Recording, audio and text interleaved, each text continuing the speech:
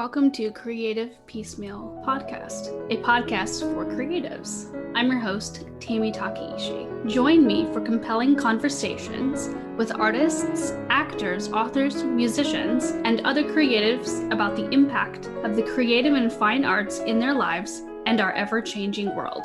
Thank you for listening.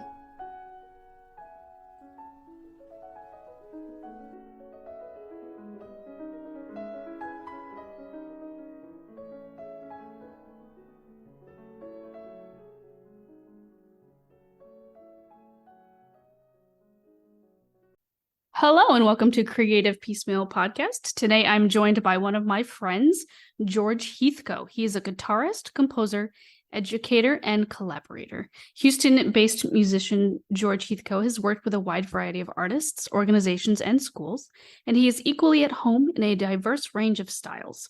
The genre-hopping musician has played guitar with many of Houston's leading music and theater organizations, local songwriters, and rock pop bands, as well as numerous churches and contemporary worship services.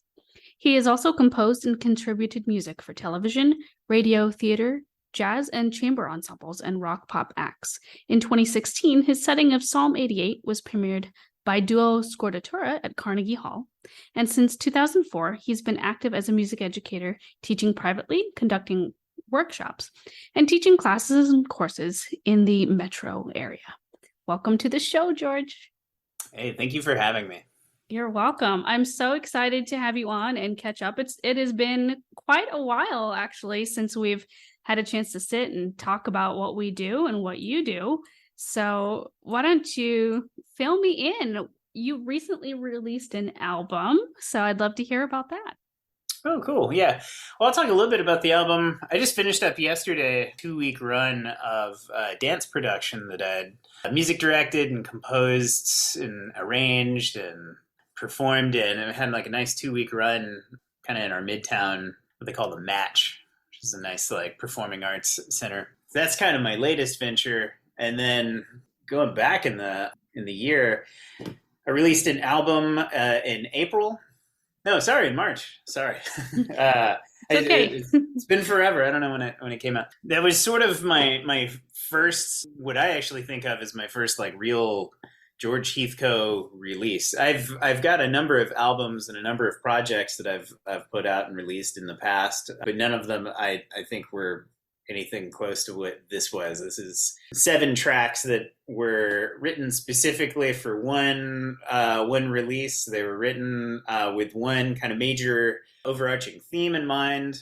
That theme being just guitar orchestrations, layered, looped, stacked, orchestrated electric guitar madness. Yeah, and it was a blast. It was something that's been kind of a long time coming for me. I had an idea for something like this dating back probably decades, and just hadn't really found like the time or the place for it, or didn't really feel I had the voice for it yet, musically speaking. And probably about a year ago, 2 years actually at this point, I was asked to write a piece of music for another dance company in town, the Chapman Dance, led by Teresa Chapman. And she was really interested in having just a guitar piece.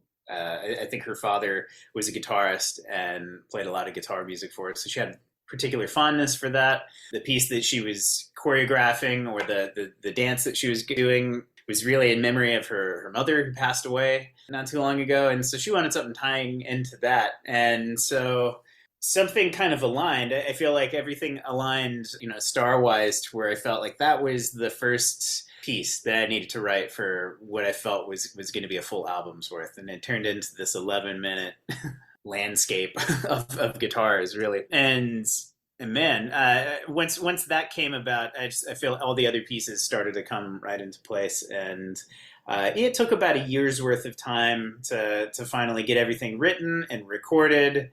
And then once I had everything done, I ran out of money and so I had to sit on it for a moment, sit on the project, as so many people do. It's creative endeavors. They take time, effort, and money. Once I ended up getting what I needed for that, it was a real quick turnaround to get the thing mastered and get the artwork drawn up for it. And and finally a good release. So the label is my own like Studio Heathco production. That's been sort of my project studio name for almost like 15 years now. And so this was what I feel is like my first real big like Studio Heathco release. It was the George Heathco Solo Ensemble was the name of the record. Where can listeners find that? Anywhere music is bought and sold online or streamed. So, Spotify, YouTube, Apple Music, Amazon. If you're really wanting to find some direct support for the artists, I can direct you to my Bandcamp page. If you just Bandcamp and look up Studio Heathco, you'll find it on there. It pops up everywhere too. I occasionally go and look at just what my streaming royalties are, which, they are what they are. And I'm seeing all sorts of services, streaming services that I had no idea existed. New ones are popping up every week, it seems. Excellent. Yeah, it's weird. I'm such an old school person. I'm like, where can I go buy a CD? Like the streaming thing, I'm still getting used to it. Yeah. No, I hear that. I haven't released anything on a CD and I keep using like long stretches of years, like 10 years it's been. I had a band that released a CD and then a couple of other projects where we had it pressed. And what ends up happening ultimately, especially for my kind of music, which tends to be a little bit more esoteric stuff that's outside the mainstream, I just end up with 250 stocking stuffer CDs that I just can't get rid of for a while. I think we just threw out probably a couple hundred CDs from my band from, almost 20 years ago. Oh, wow. So I guess streaming is at the very least environmentally conscious. It's environmentally conscious. It's just super easy. I think that's just what it is too. It's quick.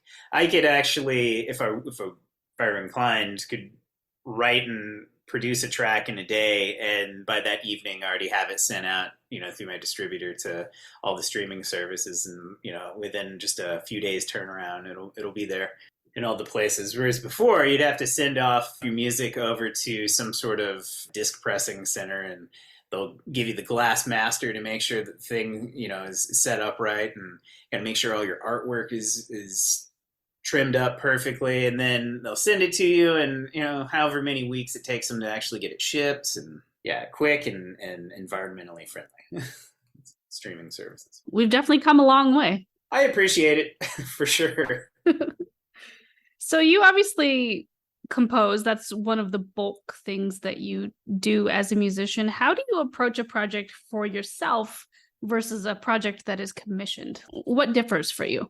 A lot of times, if it's something that I'm being commissioned to do, there are all kinds of, I should say, I guess, like parameters and things that really define the project and keep it to a specific, medium, or keeping it to a specific time, maybe a certain genre. The music that I just worked on for this dance production that I just finished up was swing music. It was supposed to be, the whole project was set in a speakeasy. So I needed something that was like 1930s swing, something that is very specific. If it were my own project, I tend to look at something like, oh, it's swing music. I've heard so much more music, and so if I do something that's swing, I'm going to find any and every possible way to go swing adjacent, or something that, this sounds like swing, but then I modified it really heavily, or I take elements of something, and so it's like, what's that one thing that really makes it swing? Well, you got this real chunky, like quarter note, heavy type of, walking line, or a guitar line or something. It's like, I'll have that, but then I'll put all kinds of other stuff on top of it. Whereas, for this project, somebody's requested that I do swing music, and that's what it needs to sound like. And so I tried. I sent over some demos for the project, and the choreographer was like, yeah, this is a little in the weeds. So I would say it's the freedom, I think, to be able to explore my own creative work.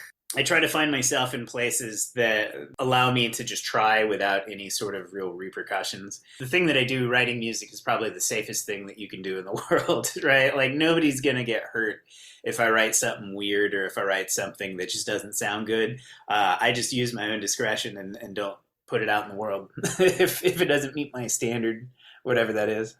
What is one of your favorite parts of composing and one of your least favorite parts? I would say probably one of my favorite parts is, honestly, it's getting in that flow state of just going. Like once I've kind of gotten into that zone, it could take 30 minutes before I'm like finally in a spot where I feel like I can just let go and just let my intuition and just my abilities take over.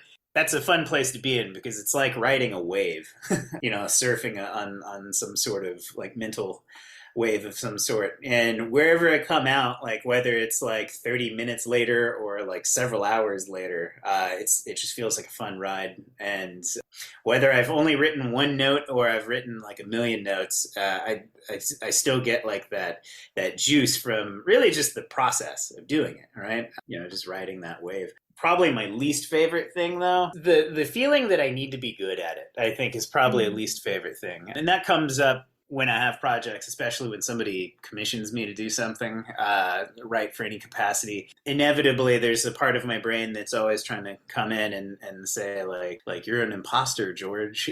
It needs to be to the level of whatever piece they're comparing it to. If it's an older thing of mine, I always have a nagging sense of like, well, you're never going to be as good as that thing that you did in the past. And feeling like I have to be good on any level, let alone reach whatever level I might have been at in the past. Like that's something that just, I feel it actually just, it actually sucks me out of that flow state. Really, that's what it is for that is it's sort of a creativity killer. Yeah. Yeah. And so many people go through that in a variety of creative fields. And what are some ways you get yourself back on track when that happens? So I have a system that I've slowly developed over the years that really involves a lot of like we would call like chance methods. I actually have right here. You can see it, but your listeners can't. Somebody made this really nice dice box for me that I have essentially a gamer's set of dice, something that you would have for any sort of tabletop game and a coin that I threw in there. And so I have a certain number of procedures that I'll do that give me just my own parameters, and that tends to have this effect of drawing something for me to get inside. It gives me all of a sudden like a quick little framework to jump into, and it has the kind of the added effect of just sort of wiping away whatever concerns or other things I have in mind. Because now I have this new task at hand. The task isn't to be good. The task isn't to do, like measure up to any sort of thing. But the task is to deal with the parameters that the dice have given me.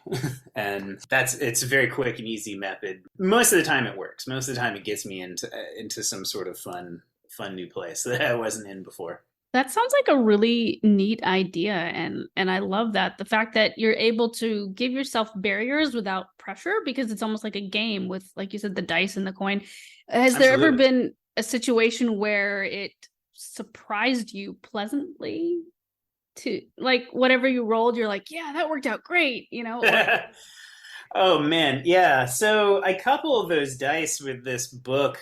There's a book by this improvising guitarist, jazz guitarist named Wayne Krantz. The book is called The Improviser's OS. You can only really find it on his website. So if you're ever interested, Wayne Krantz is the composer, guitarist, author. In this book, he's a guitarist, and so the book does talk a lot about how to improvise and kind of maneuver around as a guitar player, but he really wrote it as something that's much more broad for anybody looking to improvise. And the first, I think, 44 pages of this are actually, he's written out every possible combination of notes from one note all the way to 12. And he's got them laid out like one note combinations, two note combinations, and three. Part of my dice rolling is I actually have a random number generator. So it's dice, a coin, and a random number generator. And I set it to like the number that's generated is the page that I turn to in the book in this section. And then from there, I have a specific dice that I flip, lands on the page, wherever it's pointing to, whichever like row of notes, that's the one that I'm going to work with.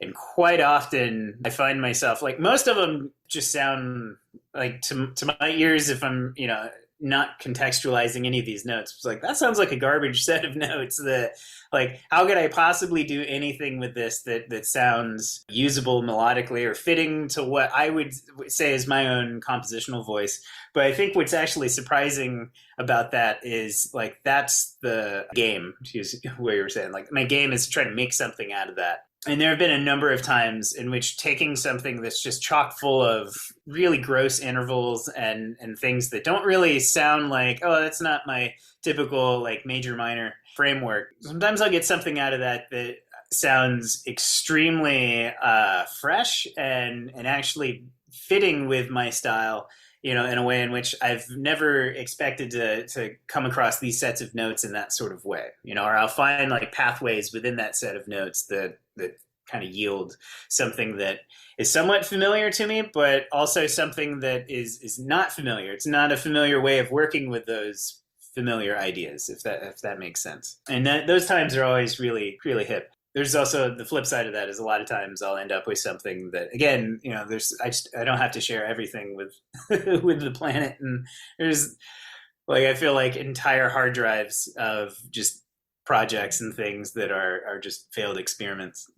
So, but it's so important to just try and explore, like what you're doing. Even if you don't share it with the world, it might unlock some other thing that you just, some other melody or something that you might want to use for another project. Oh, yeah, absolutely. Notebooks and hard drives, in this house are just filled with ideas that I constantly am writing something down and be like, this sounds kind of cool.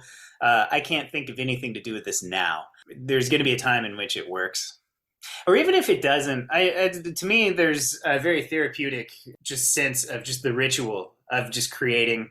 And even if it doesn't go for anything and it's just me creating something for that day and then it never sees the light of day, like I'm 100% fine with that. My job is not to make everything that comes out of like the pen and paper, like it's not supposed to be magic, that goes out into the world. Like this is just me creating something, putting something together. And if it doesn't sound good, it was fun. Again, so the process really is the thing that I'm drawn to. The results, I move on to the next project immediately after anyways. And so I don't usually have enough time to sit and dwell on like how good or bad it is. And I like that you don't dwell on that and that you don't quantify it either. You're just like, okay, I've created something and that's that. It either works or it doesn't. I think a lot of that just comes to like, at some point, this is going to sound very conceited and I apologize, but yeah, at some point you've heard enough music or you've learned enough things to you start to realize that the notion of good and bad is already just, it's so subjective and it doesn't really mean anything. Like I've heard enough now to just like, hey, it's just music. It's creative stuff. I've been in ensembles where we've played John Cage pieces that for 15 minutes we might have been just plucking cacti. They were amplified. And people in an audience, in the right environment loved it, and thought that was an intriguing experience, And so to write a set of notes that don't seem to sound very good next to each other and then worry about like, oh man, this doesn't sound good. Well, I'm not my audience, or I'm not the audience that's out there. And it could be for somebody. It doesn't have to be. I don't know. It's just, at the end of the day, though, it's just music. Again, it's the least amount of harm that I could do to anybody is make them listen to something that doesn't sound good. True. You mentioned that book by Wayne Krantz. Are there other books that sort of inspire you or motivate you in your career and what you're doing? There's a couple of books that I keep coming back to. There's one by a pianist, his name is Kenny Werner, but the book is Effortless Mastery. He is an improvising pianist, kind of in the jazz tradition. He teaches a harmony class and piano class at Berkeley, I believe. But the whole book is about kind of ridding yourself of a lot of those like troubling headspaces we get into, of feeling like it has to be good or feeling like we have to measure up to something. Feeling like the things that we're playing have to, it has to be anything, right? And so it really, the idea of effortlessness for him comes from just this sense of just being present and just allowing whatever you're playing to just be what it is, and being spontaneous in that environment. And then, of course, it's also sort of a technical manual as well for how to develop just effortless technique. But to me, that's kind of secondary in the book. I like his creative drive towards just being here and just enjoying it.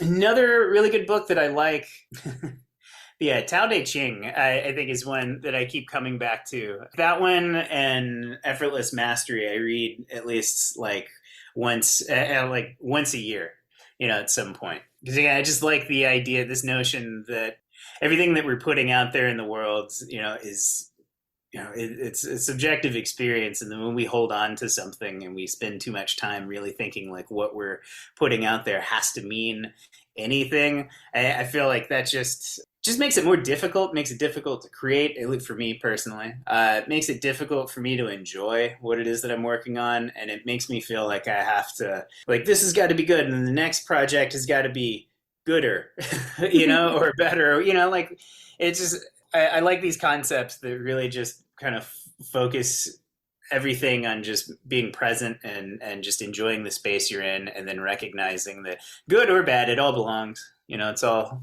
meant to be here. I really like that, and I agree with you on that as well, especially coming from a therapeutic background in terms of what I do for a living. Like there's no right, there's no wrong. It's just you're just creating.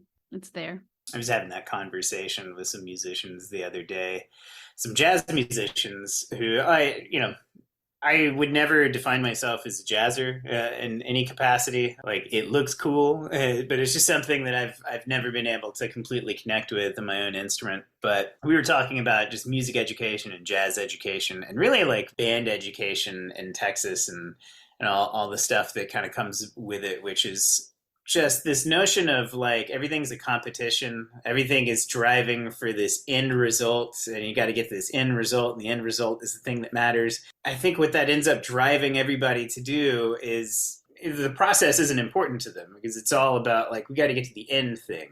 However quickly you can get to the end is the most important aspect of a lot of that kind of thinking. And I think it drives a lot of people away from wanting to create, or wanting to do music, or wanting to do art, or wanting to do something that I think should be intrinsic to everybody, but when everybody feels that the end result has to be immaculate, there shouldn't be any wrong notes. There shouldn't be anything out of tune. Nothing should be off kilter or any of that kind of stuff. I think people, they just get turned off really quickly because it has to be something. To me, the best part of creating is actually the failures. When something doesn't sound cool or doesn't sound great, like I listen to that, and it gives me a lot of experience of thinking like, why don't I think it sounds good? What are the elements that keep it from that? What are the elements that I could change and kind of have fun with, and play with to kind of make it sound really interesting? And to me, what comes out of that is almost every single time is when I start finding myself having fun with the thing that I'm working on without worrying about it being good or bad. It inevitably is something that I feel is ultimately kind of good. I think other people can hear that there is some sort of sense of like honesty, in what I've created. They can hear that there is like truth behind it. It's not just somebody slapping something together because they just wanted to impress, the room. It sounds like a sincere endeavor, and I think that kind of human connection is something that more people would get into if they weren't having to worry so much about making ones at UIL or whatever. Yeah. And I think that even goes into so much of the professional world. Like, if you think about the classical musicians from the early 20th century, they made recordings, and they weren't always perfect, but they were still masterful recordings. Whereas nowadays, if you're a professional violinist or something like that, or pianist, you absolutely have to be almost machine-like with your precision. Absolutely. You can't be Glenn Gould humming along, or you can't miss a note and correct it in like a millisecond.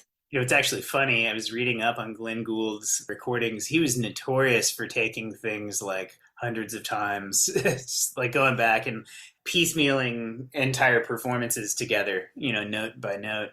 You wouldn't notice listening to it, but yeah, there is like that bit of perfection that I think we're all trying to strive to be right now. It has its place in some areas. I definitely feel that quality of music in terms of just the sonic quality has definitely gone up.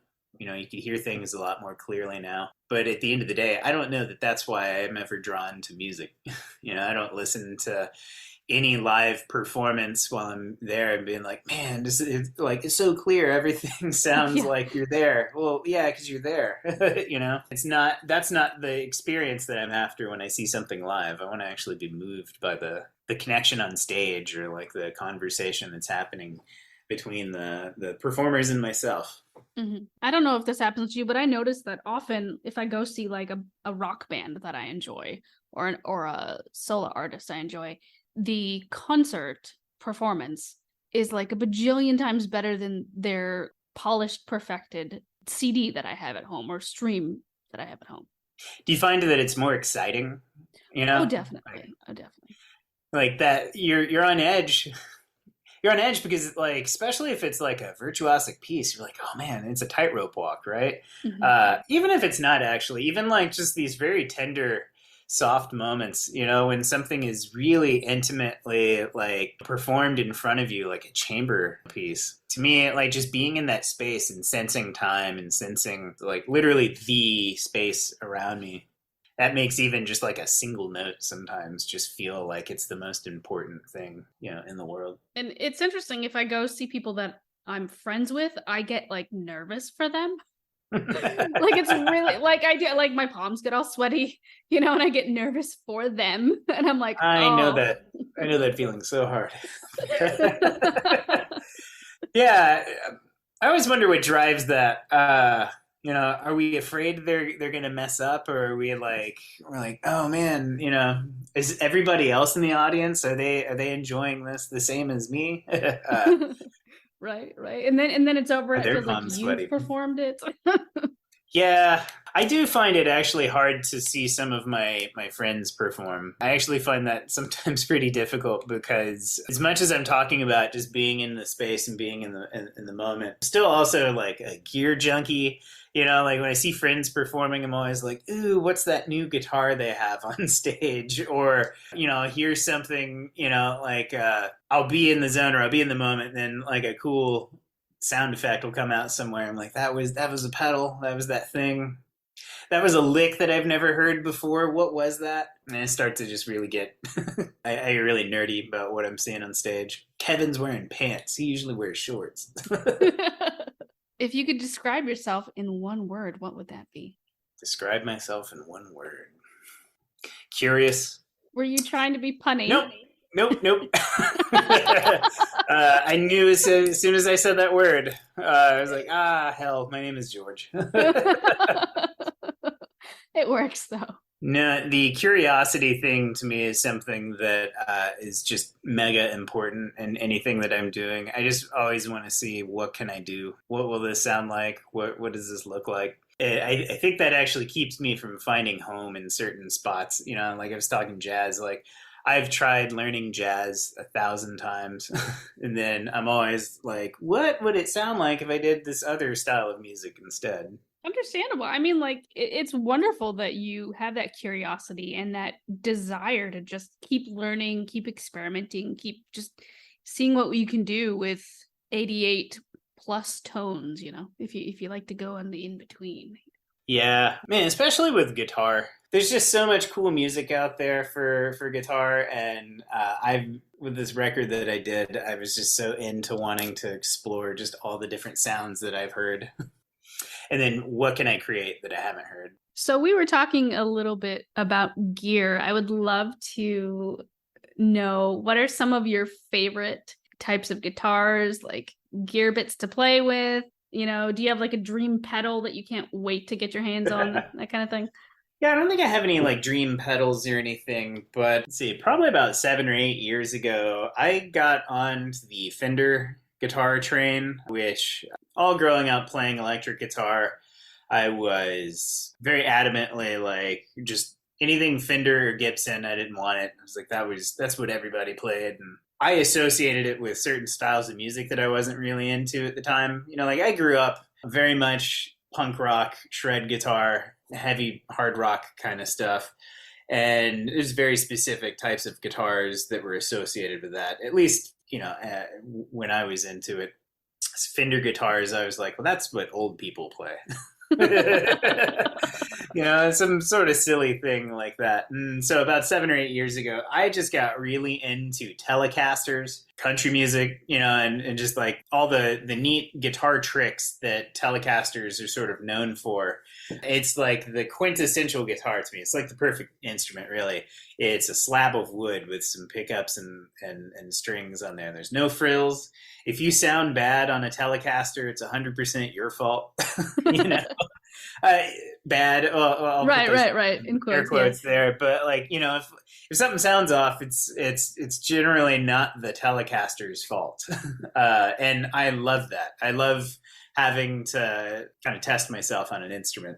And so I got really into those. And then all the other Fender guitars that are out there. This is like a small little sample of what's in my room right now. But Stratocasters, I just had a friend in town build a Stratocaster for me. So I have a couple of those. And I think that's kind of taking over for me. Like that's the new spot that the Telecaster held. I just really love the sound of a Stratocaster. But I love just old school guitar sounds. The idea of just running a guitar through an amplifier without pedals is something that's really intriguing to me. They call it naked guitar, right? I really enjoy that aspect. So I'm looking around my room at various pieces of gear. Like, which ones do I enjoy? As a guitarist, I do have a collection of pedals. I love getting new pedals, but I tend to, there's a few on my board that stay there that like I have to use those for various things, compression and a little bit of reverb,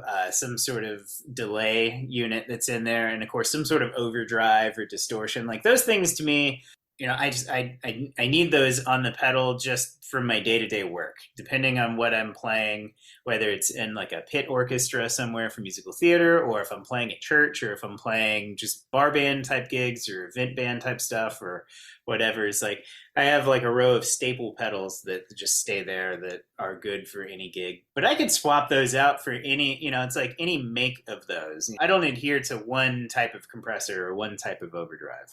But I guess for me, it's like I like old guitars and I like old amplifiers, tube amplifiers, and something that was hand wired to me is like that's the stuff that I like to go to. But that stuff's getting old now, and so old in the guitar world means more expensive. If I wanted to go for something that was hand wired and new, that's also really expensive because now you're getting into the boutique zone, and so I'm just in one of those areas where, well, whatever I can afford, I guess, is the gear that I like. So. Yeah, that makes sense. Yeah, it sounds like it's an art form to have hand wired an amplifier back in the day.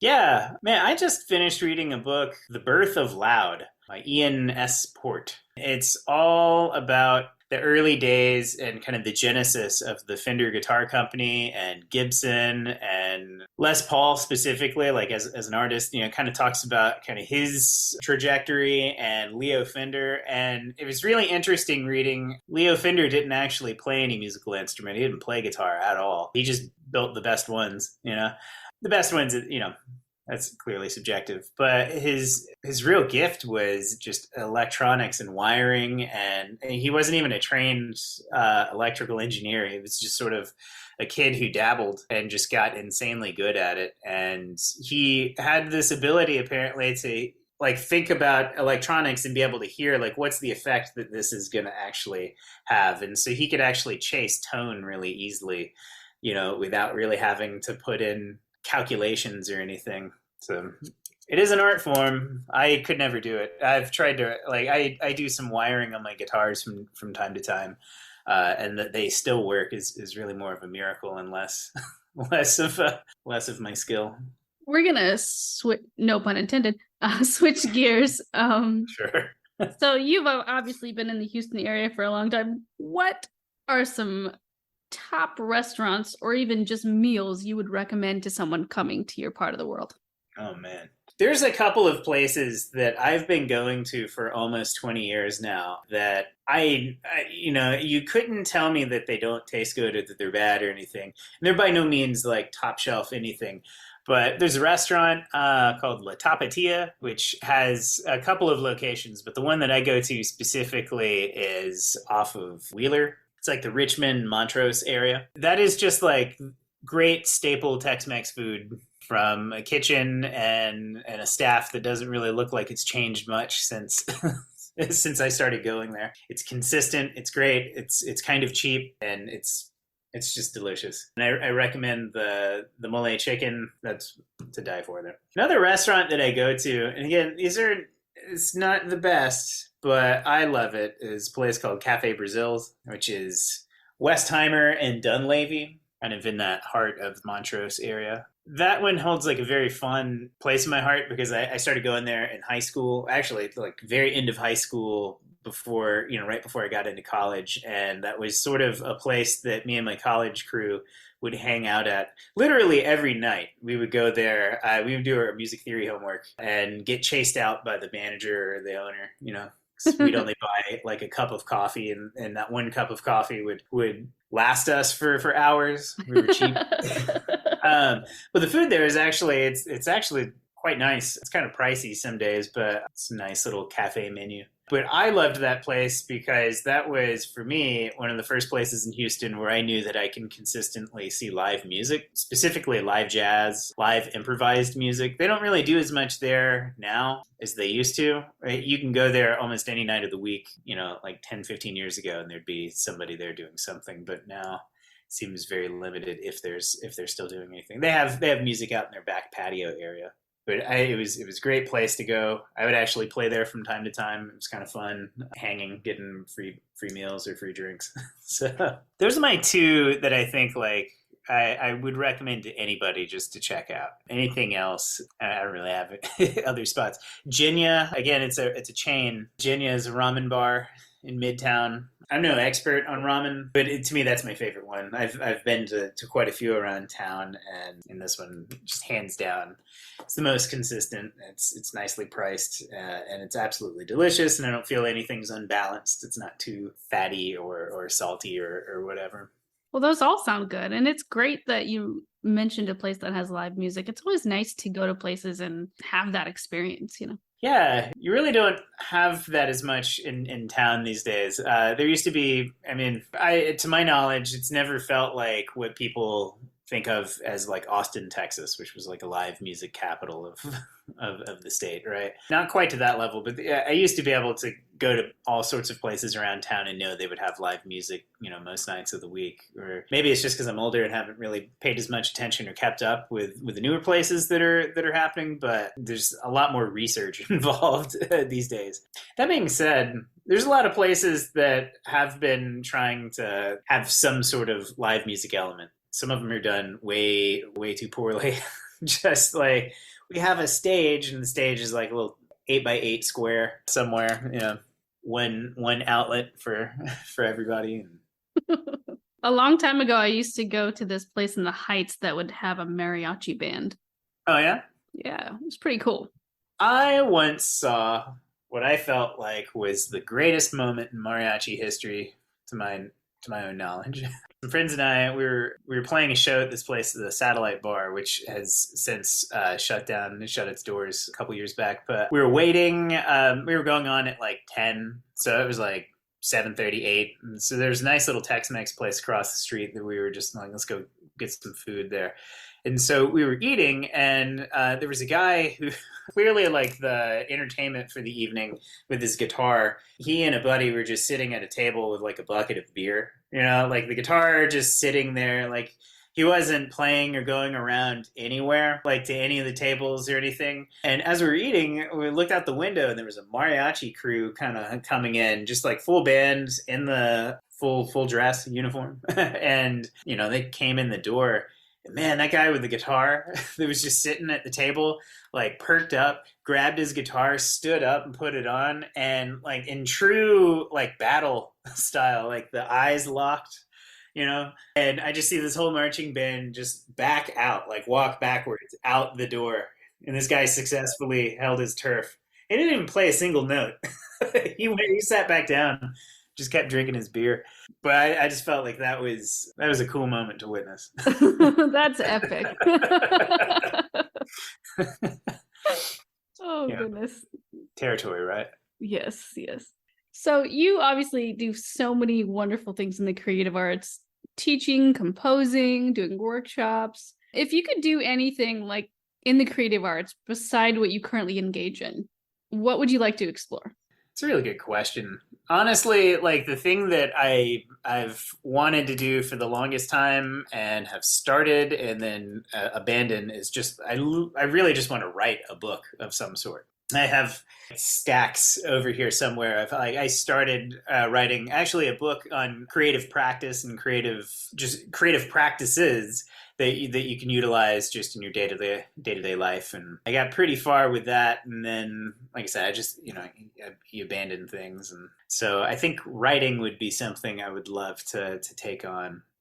Gosh, food. I do not have what I feel is any sort of amount of good taste for like cooking. I'm forever just putting in way too much salt, or whatever recipe I'm looking at, my creative bone is just like, I know it's a lot like arugula, or I know what's very similar to fish sauce is this other thing that's clearly not the same ingredient. And so I would love to at some point have cooking under my belt more than just the food that I've eaten. So excellent. Well, those sound like both very worthwhile endeavors, and I think I think you'd be fantastic at writing a book on creative practices. You've got such a great mind for that. All right, thank you. Yeah, I would I would love to finish the book. It's funny, like the creative mind thing. I think sometimes is like the blessing and curse.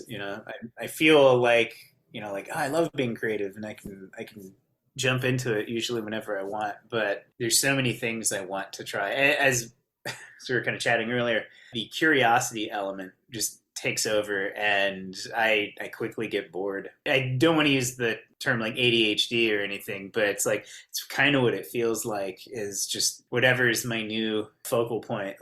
That's what I gear towards and go headstrong into that. Yeah, I completely understand you there. I mean, I'm surprised I've made it this far and continue to go on my podcast. Like, I haven't gotten bored of it, That's awesome. How many episodes? Over 100 have been published. That's really cool. That's published too, so that implies that there's many that didn't make the cut. There's a few, like I have one literally lost episode. Like I do not know where it is. And, then there was one that had to get re-recorded for tech issues, things like that. Or sometimes there are very few, but there are some people that query me and I'm like, not the podcast you're looking for. Well, I know you're a therapist, right? Licensed music therapist. Yep. Did starting the podcast have much to do with that field that you're in? Was that kind of, were they aligned in any sort of way, or is this just no, this was like a whole different like avenue I wanted to go down. I've just always loved getting to know people, and just natural, again, curiosity as well about the creative fields and things that not only I went into, but also things that I didn't go into. And I love supporting artists. And I also like to talk and I like to listen. And I started a blog, and that just didn't go anywhere. And I was like, well, why don't I turn it into a podcast, which is way more work, but like a lot easier for me and more fun, way more fun. Yeah. My wife and I have joked about starting a podcast, numerous times, but I just know, like, based on everything I just mentioned about just my own inability to stay focused on one particular project, be like 4 episodes in and be like, all right, I think we've said everything we need to say. It's interesting you mentioned that, because there's a statistic out there that says most podcasts don't get beyond like episode 7. Yeah, I believe it. It's a tough thing. I did for a couple of years, for 2 summers, I had this project where every single day I would write, for 1 hour, I would try to create, start to finish, 1 minute of music. And it needed to sound like a complete piece for whatever it was. I would publish it on Instagram, but it was sort of my daily creative thing. And I did, I think I probably had like 200 and some odd minutes ultimately created over the two summers. But just even doing that every day, it's 1 hour of actual creative writing and work, but then an extra, like once I had sort of the template set up, is this extra like 10-15 minutes of time to edit my video. And then I don't know, I just get at first when I do those, like the first few in the summer, I would find that I would just keep coming back to Instagram being like, oh, how many people liked this or shared this? And then really like a week into it when I realized that, yeah, I'm still writing the same weird music that I always write. Like nobody's sharing it and 4 people are liking it. I got kind of used to that and then kind of quit worrying about any of that sort of element. But man, just doing that every day just took a lot out of me. It like felt like, to a lot of people they were like, oh, that's a really cool creative exercise. I'm like, yeah, it is an exercise, but then also the amount of mental energy that goes into 1 hour of writing trying to complete something actually is a lot more than I really intended or expected. And anybody that can keep up something longer, like that was just a summer project, right? Anybody that can keep this up for how many years have you been? 2 3/4, because I started January of 21. Wow. It seems like it was much longer than that. Yeah. Huh. I think that's right. That sounds about right. You would think I would know. So it was post-pandemic. I, for whatever reason, was thinking you were doing something like this. I say post-pandemic. We're still... Yeah. You get what I'm saying? Like post-lockdown. Yeah. I had actually researched for 6 months before actually doing anything. Not too many people do that. I honestly think a lot more people should.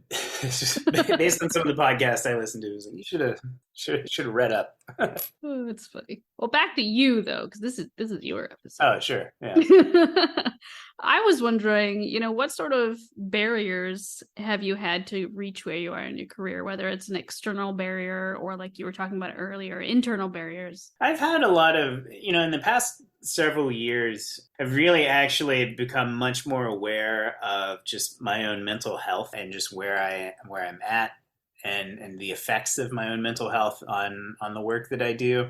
And it's really like kind of an interesting thing looking back, 10 years, 15 years, maybe when I was just starting like kind of early, right outside of grad school stuff or even in grad school. I didn't realize how much my mental health was actually getting in the way of me being able to do the things that I wanted to do. And just anything from just extreme bouts of, just like the imposter syndrome stuff, feeling like that I didn't deserve anything that I saw on stage or I saw other friends do or any of the music that I was wanting to write. Like, I don't deserve this. Like, I'm not there yet. Like, since like almost self-sabotage, anytime I would get somewhere on a project or something, I would just inevitably find a way to, kind of kill it in some sort of sense, and it was just something that I didn't really think too much on until like in the past, 7, 8 years, started realizing like, oh, these are patterns.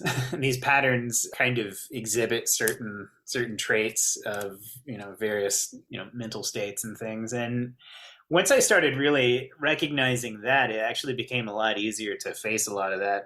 It's funny. I had, a very strong, like as soon as I got out of grad school, I had like at least a few years of really solid work as a composer. Was doing some really strong work in town and even just out, across numerous states and things, and had a lot of people wanting to like play my music and have me write music for them and just be involved in all kinds of projects. And I got at some point extremely overwhelmed and where I had to like step away from music almost entirely for like a short little period of time because I couldn't handle it, or at least I didn't feel like I could. And then kind of looking back on these past 8 years, I feel like there's been a really interesting kind of George Renaissance of once I started really managing my mental health a lot more, I found that, it's like these projects and processes and things that I want to do. It's like, okay, I just have to actually put in the research. I actually have to put in certain types of time. But then I also have to recognize, what my patterns are and kind of look out for signs of that sabotage or signs of early, bits of being overwhelmed or that early stage of feeling, burnt out on a project, or really looking out for all the red flags, the ones that I at least know about. And that's like, to me, that's been the biggest thing that's just kind of bit me in the butt, is just literally myself. Yeah, that's understandable. We really are sometimes our own worst enemies and our own best cheerleaders. I have the hardest time being a good cheerleader for myself, though. I still find myself very much in a kind of a toxic mindset of, Now, I finished a project last night. Literally, we had closing night, and I'm like on my way home. I'm like, I kind of missed a lot of notes, or like, oh man, I knew so and so was in the audience, and I'm pretty sure I didn't sound the best in front of him, and man, I should feel really bad about that, And it's like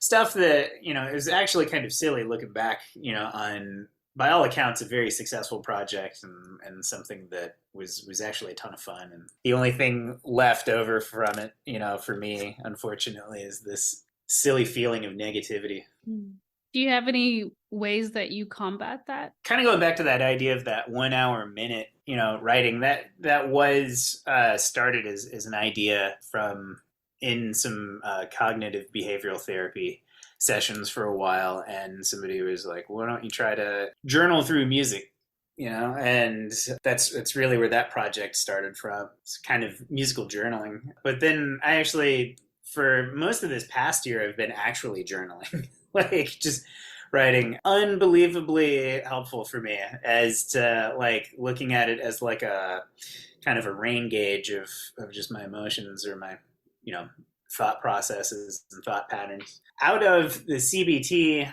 stuff that I was doing, I got really into Stoicism, just thinking about old Greek and Roman philosophy. And so another book that I keep coming back to is Marcus Aurelius's Meditations, which it's one of like, it's like a 2,000-year-old book, and it reads like somebody who wrote it, like just 2 years ago, just in terms of the relevance to everything that he's talking about. And how he, as a Roman emperor, it's like everything that he was facing mentally reads like whatever BS that I would have written, at any point in my life. Just, oh man, I have to face ridiculous people in my life who hold opinions that I don't agree with, and why am I thinking so hard about what they're feeling, and his idea of presence and being right in the world, and all of that stuff. To me, it just resonates. And by reading that and going through a lot of that, it's really kind of made me look at my own process, my own art, my own practices, and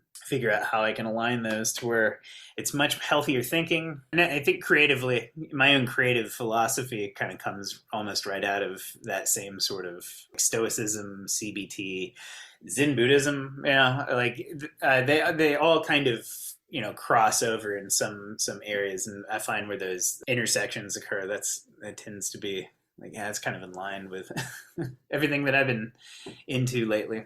Yeah. Do you find that since you've been working on your inner self, have you been able to get to that creative flow that you love so much easier, or stay in that flow longer? Yeah, absolutely. 100% feel like I get there quicker, easier. When you remove those burdens of having to conform to, I don't know, whatever your mind is constructing, as to like, here's what it needs to be, that it has to be this, and it has to be at this certain level. And you have a master's degree in composition, so it has to be, worth that, this line that you're writing, this melody has to sound like you've gone through the train. Like, once you recognize that is just constructed BS, that like that is just something that's just sitting there, that's not real. It's not a thing. I just made it up, and nobody told me that any of that stuff ever, amounted. And once I realized that and kind of get into where I feel is like just a healthy recognition of what's in my control, out of my control, and what's real and what's not. Finding that creative spot is, I think that's just a natural state for humans to be in, right? Creativity happens when you release all of that burden, and you're just allowed to be spontaneous in the world that you're living in. I just happen to have, manuscript paper or like a piano or a guitar in front of me, and so that's where I'm releasing sort of that creativity in that moment. But I feel like that's just the natural state. And so if you're able to get out of just that burden, if I'm able to get out of that, then I ease into creativity, more or less. I really love where this conversation is going, because across every guest, there's always insecurities. It doesn't matter how lauded a guest is on the show. Like, everyone's got something inside that's like, where it's just a little bit of insecurity, or a little bit of like something, myself even. that we have to work through. Right. Yeah. I mean, it's kind of placed on us almost from birth, really. We're almost, through school or classes or team sports or any of this kind of stuff, this notion of winning or this notion of being the best or this competitive drive that we're all kind of given, or at least here in the West. I feel like that's just so baked into how we are taught growing up that by the time we get to be functioning adults and get to be well into our careers and everything, we don't always recognize that like that's been there, that whole cloud, that whole time, kind of forcing you into some place that you maybe don't want to be. And we all have to get rid of that. And it doesn't matter if you're a creative individual, or if you're an athlete, or if you're somebody who's admin work in an office somewhere. Like that same bit of insecurity just is always there. You're always having to do something new in life, and there's always something keeping you from doing something new, regardless of what that newness is. George, it has been fantastic catching up with you and talking with you not only about your music, but your process and philosophy and touching on mental health. It's such an important aspect. But we're going to end on an upswing. And I was wondering, what are you most thankful for in this past year? One thing I'm most thankful for, I had this really profound recognition that I had so many people that were actually fighting for me and that were in my court this past year. I got a new job. I work at downtown at the Houston Grand Opera. Got a job there, and I left a teaching field for that. And getting the job itself is really great, but in getting that, there was a whole team of people who just were behind me the whole time, just pushing me forward and keeping me moving forward to that, all the way through me working on my album and releasing all that. So the amount of people who have come out of the woodworks that were friends or people who I didn't even think were paying attention, who were just hey man, this was really cool, I'm really proud, that kind of stuff. I didn't realize that there were people there. It's you look out into the woods and all you see is trees and everything, but it's they're all there peeking out. And so that was actually something that the profound gratitude that I just recognize other people are even just paying attention. That was really interesting to recognize. And then also you just get that feeling of oh man, grateful for everybody that's been there and they keep showing up. Yeah. Well, you've been doing some amazing work, and again, not only in your teaching, but everything else that you've done. And I wish you the best in your future endeavors. And listeners, please check the show notes to connect with George on his website and be able to download his music. And George, anything else you want to add before we go? My only thing is it doesn't really matter what it is that anybody's doing, whoever's listening to this, whatever it is, just do it and just try it one day without the idea that you're going to fail. Just, don't think about the failure, but just what happens when you wake up that day and you just do the thing? How far does it get you? And that's my parting notes. I love that. You heard it here first from George. Just do the thing. Just do the thing. That's right. Well, thanks always, and keep listening. Thanks for listening to the podcast. Like the show? Have a question? Stop by the Facebook and Instagram pages. Links are in the show notes, or search for Creative Piecemeal Podcast on social media and click follow for all the latest.